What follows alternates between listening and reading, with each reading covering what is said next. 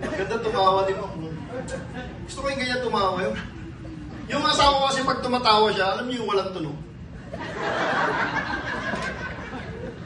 Kahit hindi mo alam kung ano yung pinagtatawanan niya, matatawa ka eh. Naipit pala yung kamay niya sa pinto. Patay yung kuko eh. Nilakasan ko pa nga eh. Minsan bad trip ako sa misis ko kasi mahilig siyang bumili ng mga bagay online. Alam niyo yung bumili siya ng online ha, Viagra. Alam kong peke eh.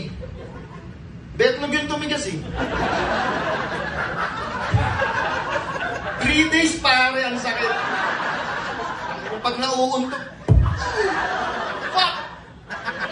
Nilagyan ng albularyo ng ano, sabi niya, nandiyan lang isa. Naririnig mo na ba ako? Naririnig ko na po kayo. Malinaw ba? Malinaw po! Sabi niya, magaling ka na! Bulag po ako eh! Maraming salamat po, yan po ang oras ko. Yun na po.